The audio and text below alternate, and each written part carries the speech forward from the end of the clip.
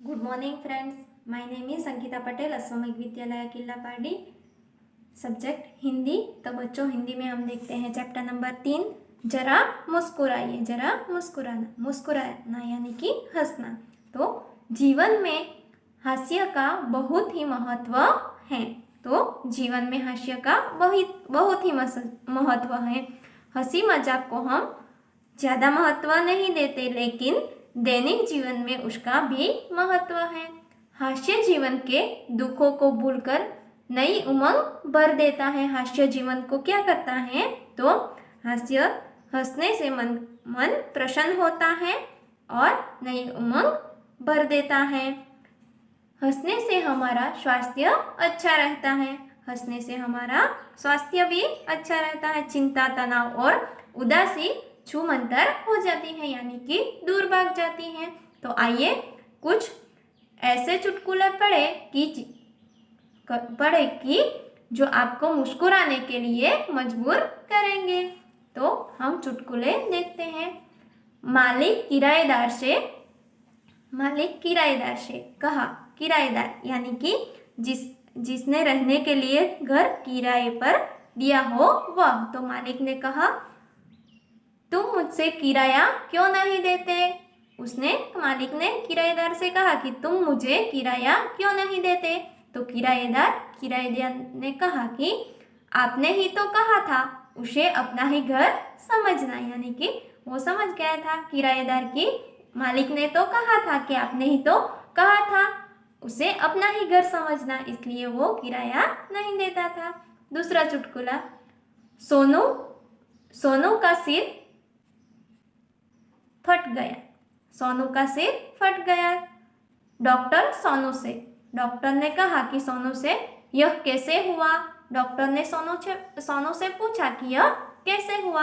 तो सोनू ने डॉक्टर से कहा कि मैं पत्थर से कील ठोक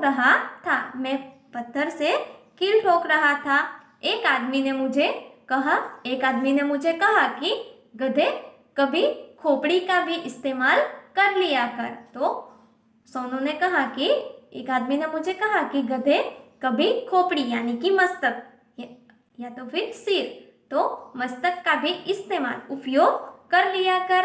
तो उसने सिर पटक दिया। तो बच्चों, अब हम चित्र में देखते हैं। जरा ऊंचा बोलो। उसने कहा कि जरा ऊंचा बोलो। तो उसने कहा कि माफ करें अंकल, उससे ऊंचा होकर मैं नहीं बोल सकता। तो यहाँ पर देखो, वो ऊपर चढ़कर बोल रहा है कि जरा ऊंचा बोलो। तो वो कहता है कि इससे भी ऊपर चढ़कर मैं ऊंचा नहीं बोल सकता। ऊंचा यानी कि जोर से बोले, और उसने उसका मतलब गलत समझ लिया। अब दूसरा, डुब्बू, इतिहास में तुम फेल कैसे हो गए?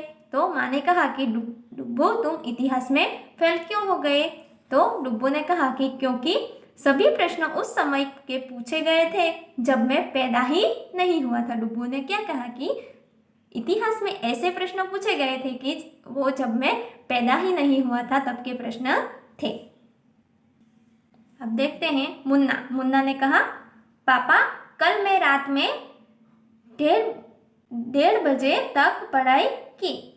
तो मुन्ना ने पापा से कहा कि मैंने 1:30 बजे तक पढ़ाई की। तो पिता ने कहा, शाबाश बेटे, लेकिन रात को 11 बजे के बाद तो सारे मोहल्ले की लाइट चली गई थी।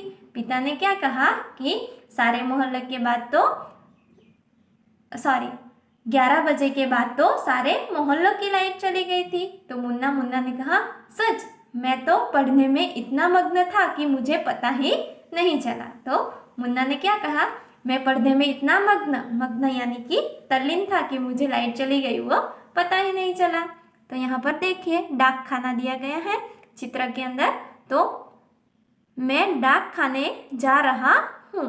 तो इसने कहा कि मैं डाक खाने जा रहा हूँ। ही कितना भूखा है, कागज पत्र भी खा जाता है। इसने कहा, क्या कहा कि कितना भूखा है कि कागज पत्र भी खा रहा है। डाक खाना यानी कि वो समझा कि खाने के लिए जा रहा है, इसलिए उसने ऐसा उत्तर दिया। तब बच्चों, आपको चैप्टर नंबर 3 जरा मुस्कुराइए। तो चुटकुले आपको ऐसे दूसरे चुटकुले ढूंढकर आपकी हिंदी की नोटबुक में 3 चुटकुले लिखने हैं। Thank you.